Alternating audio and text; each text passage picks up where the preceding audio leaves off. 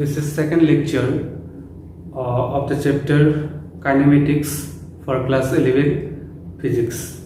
So already we have discussed about distance and displacement. Distance mainly total path, which is a scalar quantity, and displacement is the shortest path, which is a vector quantity. So regarding that, we have to discuss some numerical question.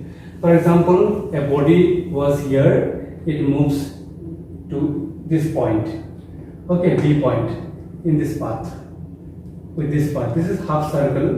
Actually draw करने में perfect नहीं हुआ है, circle मान लो. तो इस case में distance कितना होगा? देखो इस केस में आपका डिस्टेंस होगा, इस केस में distance x is equal to क्या होगा? Pi r. ओके, पूरा सर्कल अगर कंप्लीट करने से 2 पाई r होना था. हाफ सर्कल है तो कितना होगा? Pi r. तो डिस्प्लेसमेंट कितना होगा? s is equal to 2r. ये शॉर्टेस्ट पाथ है. Displacement means shortest path, distance means total path. तो इस केस में आपको डिस्टेंस बाय डिस्प्लेसमेंट कितना होगा? x by s is equal to कितना होगा? पाई r बाय 2r करके क्या होगा? Pi by 2. So this is greater than 1. Okay, greater than 1 मतलब डिस्टेंस का वैल्यू डिस्प्लेसमेंट से क्या होगा? ज्यादा होगा.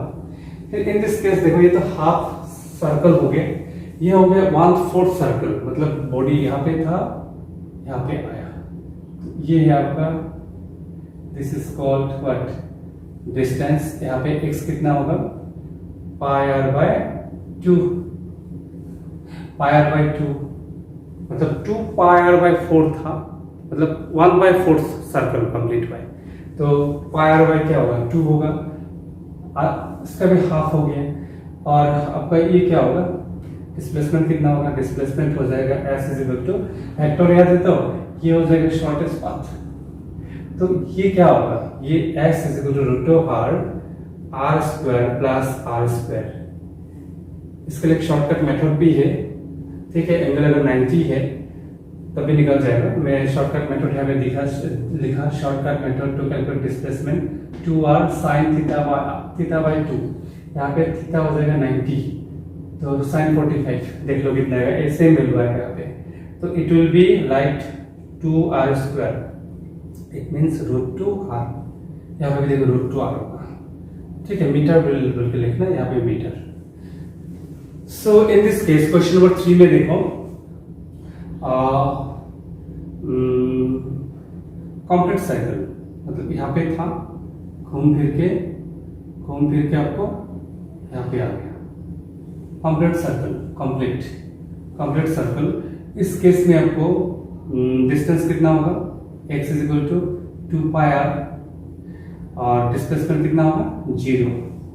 इस केस में क्या है कि आपका डिस्टेंस तो आपको मेजर करके निकालना होगा, क्योंकि कोई 1/4 भी नहीं, हाफ भी नहीं, कंप्लीट भी नहीं.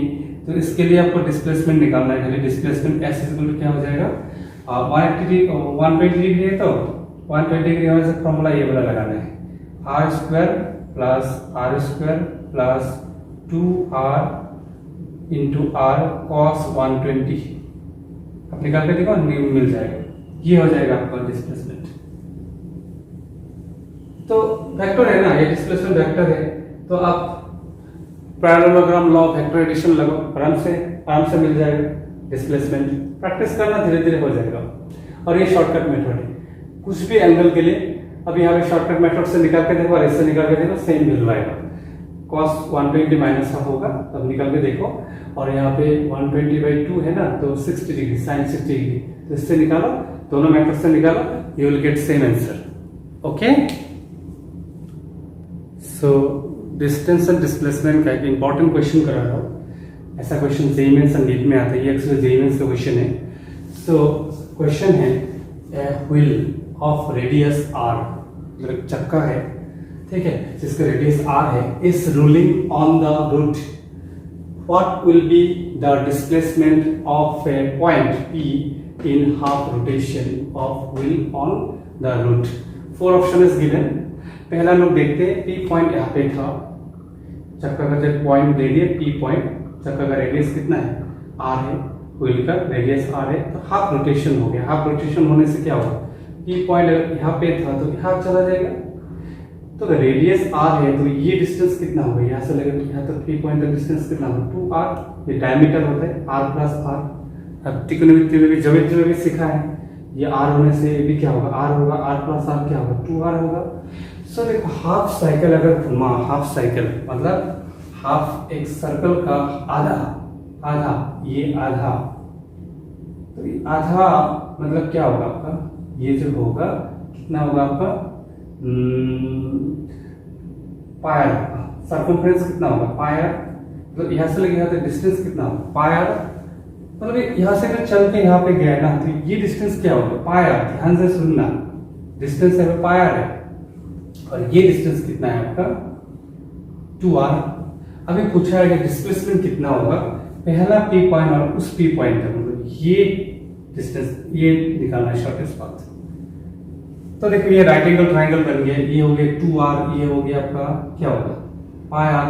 तो ये अगर डिस्प्लेसमेंट s है तो s इज इक्वल टू क्या होगा, रूट ओवर पाइथागोरस लॉ लगाते हैं, pi square r square means this square plus this square plus 4r square. So r square common ले लेते हैं तो s इज इक्वल टू क्या होगा, r स्क्वायर अगर कॉमन ले लेते हैं तो क्या होगा, पाई स्क्वायर प्लस 4, तो r बाहर आ जाएगा, तो r is equal to r into pi square plus क्या होगा 4। तो ये पाई स्क्वायर है, सॉरी पाई स्क्वायर, ये पाई स्क्वायर, देखते हैं सर गलती हो गया, पाई स्क्वायर, ये भी पाई स्क्वायर है, तो this is the correct answer. Displacement is equal to, solve करा है कैसे, समझ में आया, थोड़ा सा दिमाग लगाना है, इतना आसान नहीं है। You have to give the quality time, time देना होगा, तो मतलब तोड़ तोड़ के समझो, अगर बाहर में क्लियर हो जाएगा ना, और फिर बैक में पुराना चीज भी तुरंत तुरंत प्रैक्टिस करो, लिंक बनाओ, कैसे कैसे बेस बनाते बनाते आओ देखना, हाँ, और ऐसा करके कंटिन्यूसली लगे रहना पड़ेगा, तब जाके एकदम पूरा दिमाग में हर एक चीज का कॉन्सेप्ट क्लियर हो जाएगा। सीखना है ना, अदरवाइज साइंस में जो कोई कोई 95% मैट्रिक में आने के बाद भी जो नीचे गिर जाता है, यही रीजन है, पूरा अलग है, टोटली अलग कॉन्सेप्ट है। ओके, सो हम लोग डिस्टेंस क्या है, डिस्प्लेसमेंट क्या है, ऑलरेडी वी लर्न, ठीक है, कौन स्केलर है कौन वेक्टर है उसका न्यूमेरिकल हम लोग कर लिया। Again I repeat, distance means total path, displacement means shortest path. अभी हम लोग को जानना है motion in straight line, linear motion, ठीक है। सो इसमें क्या होगा, हम लोग वेलोसिटी एंड स्पीड आएगा। So velocity is related to displacement, देखो वेक्टर को हम लोग यहाँ पे देखना है, velocity is related to vector. Okay, so इसमें भी अभी दो टाइप का वेलोसिटी आएगा, एवरेज आएगा और एक आएगा इंस्टेंटेनियस। देखो जब कोई बॉडी मोशन करता है तो क्या हर एक सेकेंड में इक्विलिब्रियम डिस्प्लेसमेंट होता है ना, हर एक सेकेंड के लिए डिस्प्लेसमेंट क्या होता है, अलग अलग होता है। तो इसीलिए हम लोग instantaneous velocity, instantaneous particular time में कितना वेलोसिटी है, जैसे हम लोग का जो स्पीड मीटर होता है जो बाइक वगैरह में, वो इंस्टेंटेनियस वेलोसिटी को दिखाता है, देखना कंटिन्यूअसली चेंज होता रहता है। Okay, so instantaneous velocity is equal to मतलब होता है rate of change of displacement,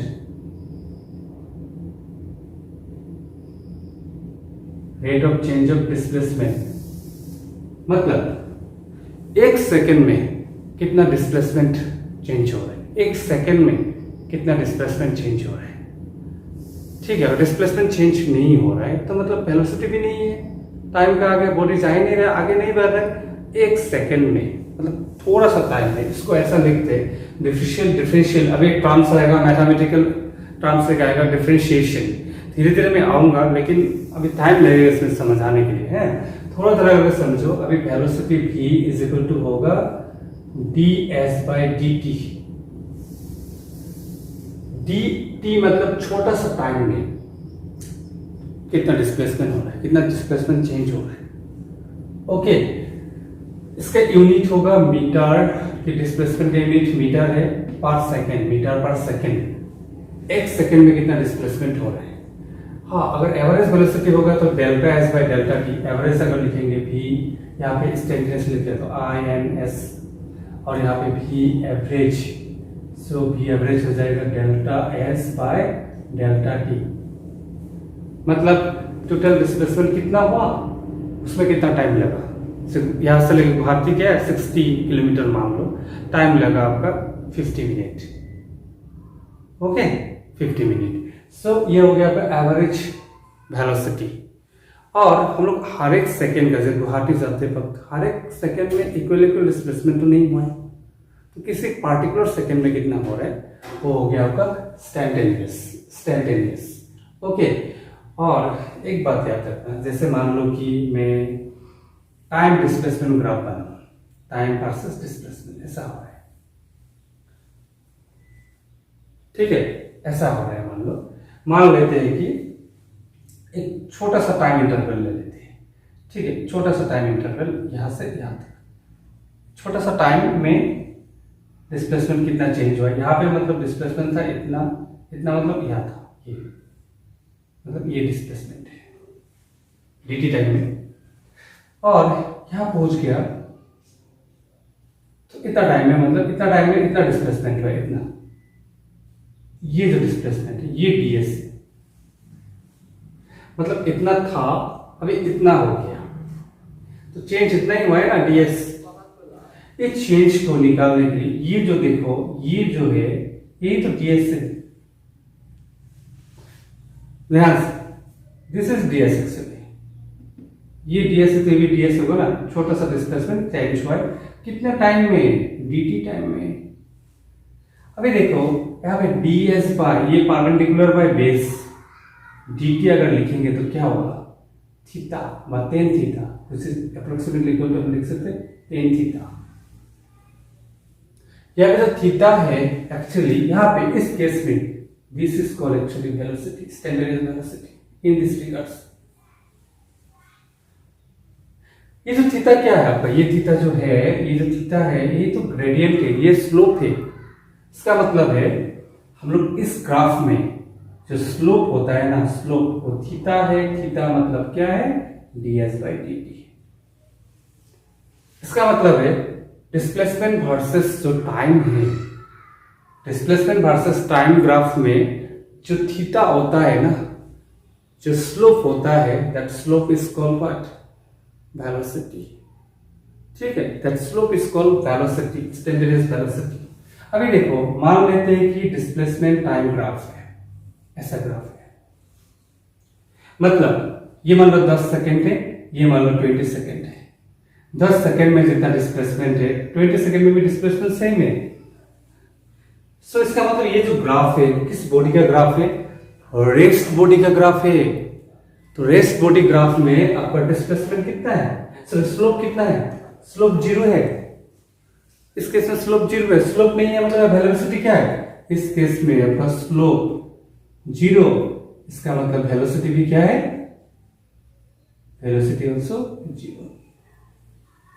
slope 0 है तो वेलोसिटी भी क्या है 0। Getting the point, very very important. So देखो अभी एक बात और बताने जा रहा हूं, सपोज डिस्प्लेसमेंट वर्सेस अगर टाइम ग्राफ में ना, डिस्प्लेसमेंट वर्सेस ग्राफ में ऐसा ग्राफ मिला आपको, मतलब किसी भी पॉइंट में टेंजेंट ड्रॉ करो, थीटा, यहाँ पे भी देखो थीटा, यहाँ पे भी देखो थीटा। इस केस में अगर स्ट्रेट लाइन है तो हर एक पॉइंट का आपका स्लोप क्या है, सेम है। इसका मतलब है हर एक पॉइंट में वेलोसिटी क्या है, सेम है। तो इस केस में, इस ग्राफ में आपका स्लोप जो है, स्लोप जो थीटा है, जो वेलोसिटी है इन दिस ग्राफ, वो क्या है, कांस्टेंट, मतलब चेंज नहीं हो रहा है, कांस्टेंट है, कांस्टेंट। धीरे धीरे धीरे धीरे समझने की कोशिश करो, बहुत कॉन्सेप्चुअल है, बहुत इंटरेस्टिंग है। ओके, अगर ग्राफ अगर मान लो ऐसा मिल रहा है, ऐसा मिल रहा है, तो इसका मतलब हर एक पॉइंट का स्लोप सेम नहीं है, तो ये ग्राफ जो है नॉन यूनिफॉर्म वेलोसिटी का होगा, नॉन यूनिफॉर्म।